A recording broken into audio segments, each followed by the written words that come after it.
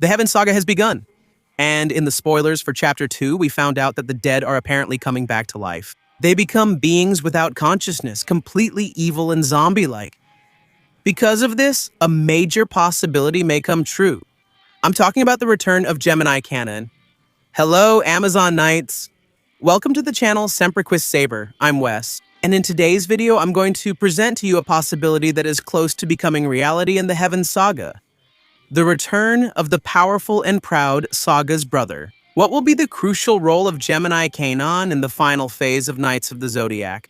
Get ready, because what we're going to discuss here could completely change the way you see the future of the Heaven Saga and Knights of the Zodiac. So go ahead and click like, subscribe to the channel, turn on the notification bell, and let's get into this awesome video.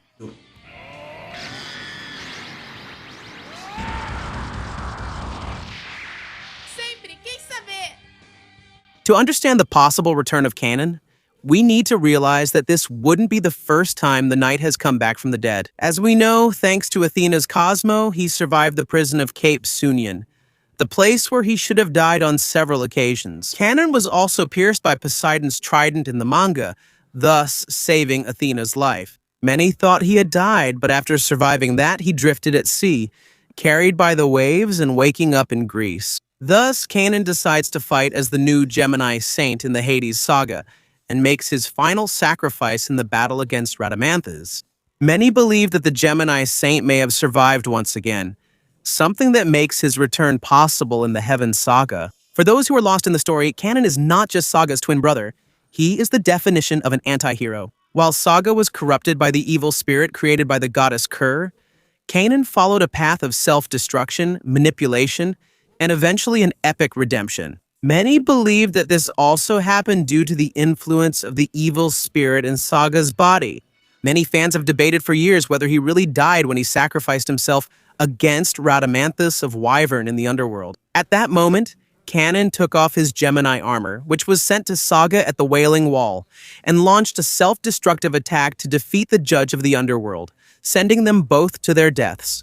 A truly heroic act on Kanon's part. But in the universe of Saint Seiya, death is often a changeable concept. The theory that Kanon could have survived has always found support in derivative works, such as Saint Seiya Episode Assassin. In this alternate reality, we see Kanon not only survived, but also rose to the position of Grand Master of the Sanctuary, showing that in different timelines, the fate of this character is marked by greatness. And recently, in another Saint Seiya spin-off work, we see Kanon come back from the dead as the Sea Dragon General, fighting once again alongside the other Sea Generals and also Poseidon. This happens in the manga Saint Seiya, Rise of Poseidon, where Hades, before disappearing completely, grants temporary life to the dead Sea Generals so that they can help Poseidon in the battle against the goddess Nemesis.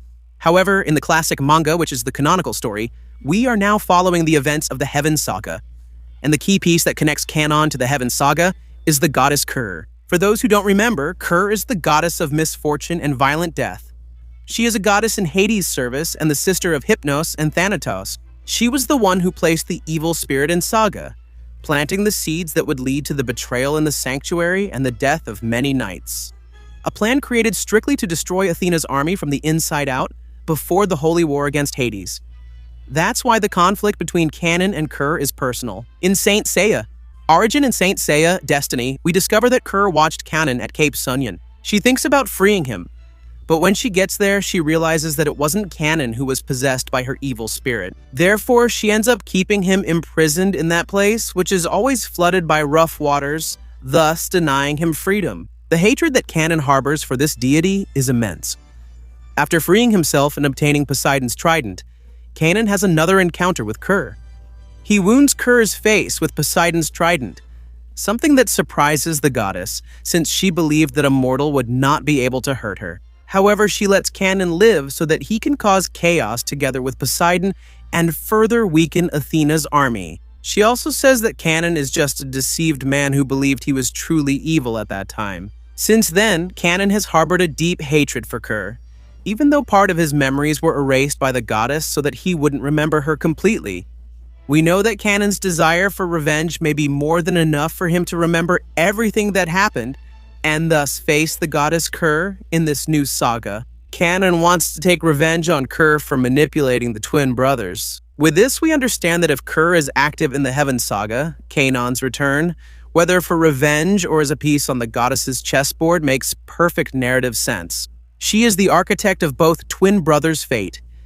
And seeing this confrontation would be the ultimate irony that the mythology of Saint Seiya loves to explore. Now let's address the most curious point of our discussion. The spoilers from the second chapter of the new Heaven Saga may have revealed the secret that will bring Kanon and perhaps other characters back to life. Saori Kido, the incarnation of Athena, wanders near the sanctuary without any memory of who she is, even losing her own name.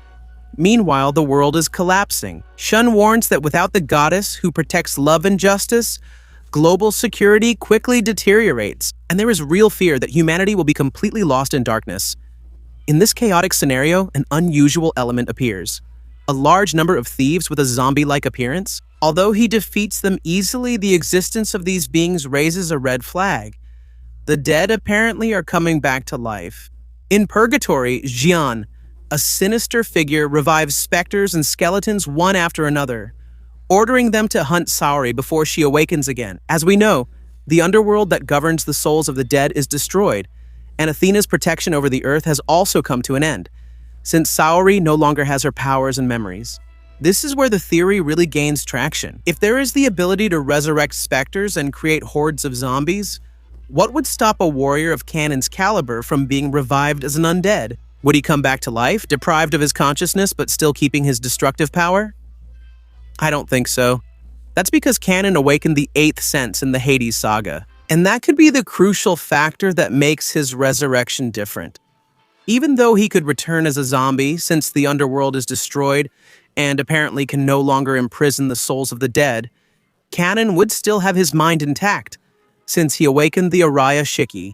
In Chapter 2, it's also revealed that Seiya finally found his sister Saga, and they are living together in the village of Rodorio. Although Seiya has no memories, Saga remembers everything, and she wants to keep her brother away from Athena, and from the bloody battles of the knights. But fate's claws begin to close in, and while ordinary humanity, represented by the villagers, lives a simple and fragile life, the shadows of purgatory stretch across the land. The skeletal specters begin to invade the village of Rodorio, and meanwhile, the Pegasus constellation is watched by Saori, who, even without memories, ends up being drawn to the stars. With that, the beacon of hope begins to shine. If Kanon's return is confirmed in this profane form, we will have one of the darkest arcs in the franchise. The Heavens Saga seems to be paving the way for the grand return of the Knights. The fact that Saori has amnesia and Seiya is trying to rebuild his everyday life creates a vulnerability that the story hasn't explored in a long time. When we add to that the threat of the army of the dead, and the possibility of former heroes being used as puppets by vengeful gods like Kerr, the tension rises to unprecedented levels.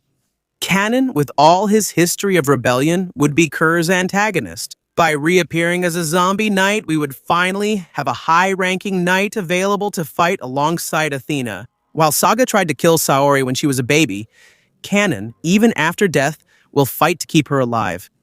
Did you like this theory? Comment below so I can know your opinion. And of course, thank you for watching this video until the end, and see you next time. Burn your Cosmo to infinity.